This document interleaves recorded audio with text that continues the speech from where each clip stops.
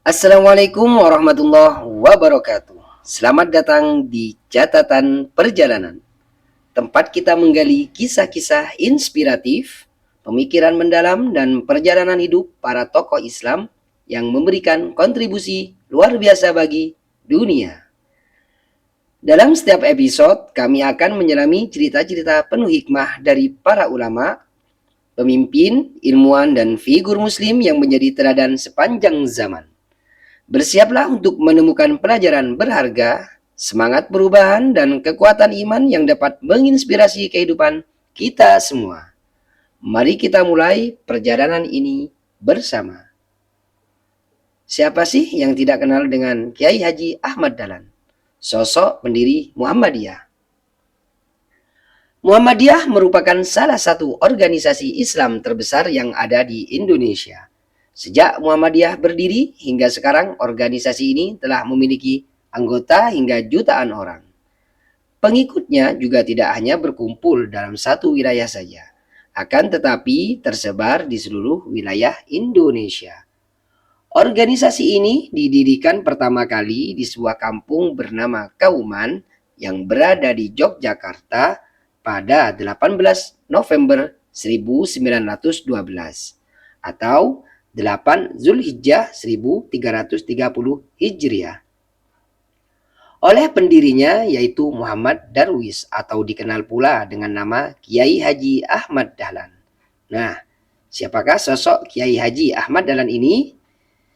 Yuk kita dengar bersama ceritanya. Latar belakang keluarga dan pendidikan Kiai Haji Ahmad Dahlan. Ahmad Dahlan memiliki nama kecil Muhammad Darwis. Ia adalah anak keempat dari 7 bersaudara dan termasuk keturunan dari Maulana Malik Ibrahim, yaitu adalah salah satu seorang terkemuka di antara para wali songo, yaitu pelopor dari penyebaran agama Islam di Jawa. Ketika memasuki usia ke-15 tahun, Ahmad Dahlan pergi melaksanakan ibadah haji dan tinggal selama 5 tahun di Mekah. Pada 5 tahun periode tersebut, Ahmad Dahlan pun mulai berinteraksi dengan para pemikir pembaharu dalam agama Islam, seperti Muhammad Abduh, Rashid Ridho, Al-Afghani, hingga Ibnu Taimiyah. Usai pulang dari Mekah di tahun 1888, ia kemudian mengganti namanya menjadi Ahmad Dahlan. Lalu pada tahun 1903, Ahmad Dahlan pun kembali ke Mekah dan menetap di sana selama 2 tahun. Ketika ia kembali ke Mekah untuk kedua kalinya, Ahmad Dahlan pun memiliki kesempatan untuk berguru kepada Syekh Ahmad Khotib yang juga guru dari pendiri Nahdlatul Ulama, yaitu Kiai Haji Hashim Asy'ari. Kemudian pada tahun 1912, Ahmad Dahlan pun mendirikan Muhammadiyah di Kauman, Yogyakarta. Usai pulang dari Mekah, Ahmad Dahlan pun menikahi Siti Walidah, yaitu sepupunya sendiri dan anak dari Kiai Penghulu Haji Fadil.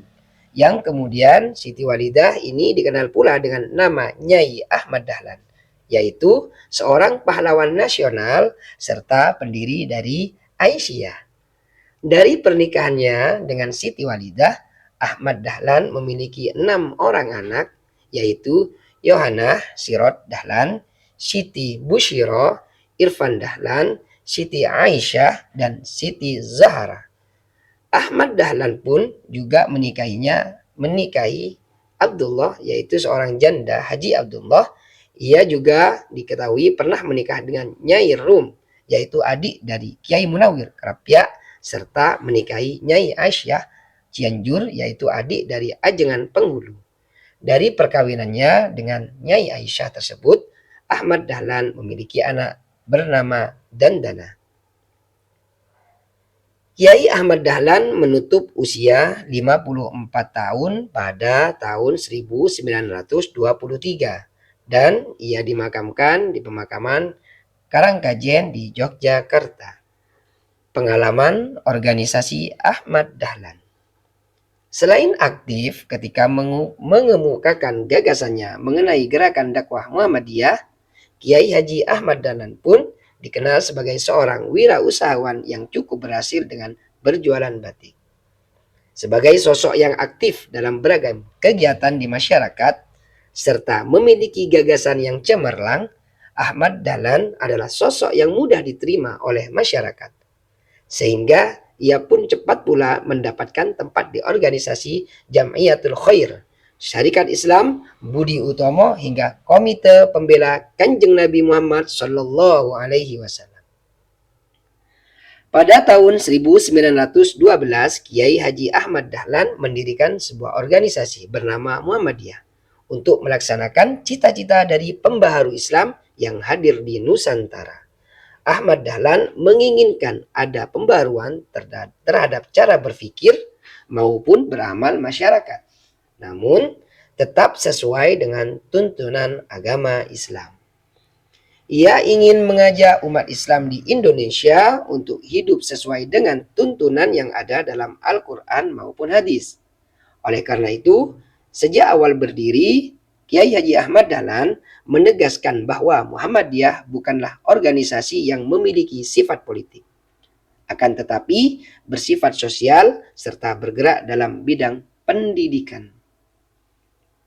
Gagasan Ahmad Dahlan mengenai berdirinya Muhammadiyah pun mendapat dukungan yang baik dari keluarga maupun keluarga sekitarnya. Akan tetapi, dukungan baik tersebut rupanya tidak dapat menghindari munculnya fitnah-fitnah, tuduhan hingga hasutan yang datang pada Ahmad Dahlan. Ia sempat dituduh akan mendirikan agama baru dan menyalahi ajaran Islam. Ada pula orang yang menuduh Ahmad Dahlan adalah sosok kiai palsu, sebab telah meniru bangsa Belanda yang beragama Kristen. Mengajar pula di sekolah-sekolah Belanda hingga bergaul dengan tokoh Budi Utomo yang saat itu kebanyakan adalah seorang priai. Pada saat itu, Ahmad Dahlan memang sempat mengajar pelajaran agama Islam di sekolah Osvia di Magelang, yaitu sebuah sekolah khusus Belanda dan sekolah khusus untuk anak-anak priai. Bahkan ada pula beberapa orang yang hendak membunuh Ahmad Dahlan saat itu. Meskipun mendapat beragam fitnah, hasutan maupun ancaman, Kiai Haji Ahmad Dahlan saat itu tetap berteguh hati dan tetap melanjutkan cita-cita serta perjuangannya dalam pembaruan Islam di Indonesia. Wah, ternyata Kiai Haji Ahmad Dahlan ini sangat hebat juga ya. Ahmad Dahlan pun melanjutkan perjuangannya dalam membentuk Muhammadiyah dengan mengajukan permohonan untuk mendapatkan badan hukum pada pemerintah Hindia Belanda pada 20 Desember 1912. Permohonan tersebut baru dikabulkan oleh pemerintahan pada tahun 1914. Wah, butuh 2 tahun nih. Izin tersebut juga hanya berlaku untuk daerah Yogyakarta, serta Muhammadiyah hanya boleh bergerak di daerah perizinan saja, yaitu Yogyakarta. Pembatasan gerak Muhammadiyah ini dikarenakan pemerintahan Hindia Belanda saat itu khawatir bahwa organisasi yang diusung oleh Ahmad Dahlan akan berkembang. Meskipun gerakannya dibatasi, akan tetapi daerah-daerah lain seperti Imogiri, Wonosari hingga Serandakan telah mendirikan kantor cabang Muhammadiyah. Namun, karena hal tersebut menentang keinginan atau peraturan yang telah ditetapkan oleh pemerintah Hindia Belanda, maka Ahmad Dahlan pun mengusulkan agar kantor cabang di kota lain menggunakan nama berbeda dan bukannya Muhammadiyah, seperti nama Nurul Islam di Pekalongan, nama Al-Munir di Ujung Pandang, dan Ahmadiyah di Garut. Ahmad Dahlan pun menyebarluaskan gagasannya mengenai Muhammadiyah melalui tabligh yang ia adakan di berbagai kota. Selain itu, ia juga turut menyebarkan Muhammadiyah melalui relasi dagangannya. Gagasan-gagasan yang dimiliki oleh Ahmad Dahlan rupanya mendapatkan sambutan yang cukup besar dari masyarakat di berbagai kota di Indonesia. Sehingga beberapa ulama dari beragam daerah pun berdatangan pada Kiai Haji Ahmad Dahlan untuk menyatakan dukungannya pada gerakan dari Muhammadiyah. Oleh karena itu, pada 7 Mei 1921, Ahmad Dahlan akhirnya mengajukan permohonan kembali kepada pemerintah Hindia Belanda untuk mendirikan cabang Muhammadiyah di kota-kota lain selain Yogyakarta. Pemerintah Hindia Belanda pun menyetujui permohonan tersebut pada 2 September 1921. Sebagai seseorang yang demokratis dalam menjalankan aktivitas dari gerakan dakwahnya, Ahmad Dahlan juga memberikan fasilitas kepada para anggota Muhammadiyah untuk memproses evaluasi kerja serta melakukan pemilihan pemimpin di Muhammadiyah. Selama Ahmad Dahlan hidup, Muhammadiyah telah melaksanakan 12 kali pertemuan anggota setiap setahun dan saat itu menggunakan istilah Al-Dimini, Vergadering atau persidangan umum. Sosok Ahmad Dahlan selain dikenal dekat dengan masyarakat serta para ulama, ia juga dekat dengan tokoh-tokoh agama lain seperti Pastor Van Lith pada tahun 1914 sampai 1918. Pada tahun tersebut, Pastor Van Lith adalah pastor pertama yang diajak dialog oleh Ahmad Dahlan dan saat itu ia tidak ragu untuk masuk ke gereja dengan memakai pakaian haji. Jasa-jasa Ahmad Dahlan. Kiai Haji Ahmad Dahlan adalah salah satu pahlawan nasional yang memiliki jasa-jasa. Salah satunya ia berjasa dalam membangkitkan kesadaran masyarakat Indonesia melalui gagasannya mengenai pembaharuan Islam serta pendidikan. Selain itu, pemerintah juga menganggap Ahmad Dahlan memiliki jasa lainnya demi kemajuan bangsa Indonesia. Berikut beberapa jasanya. 1.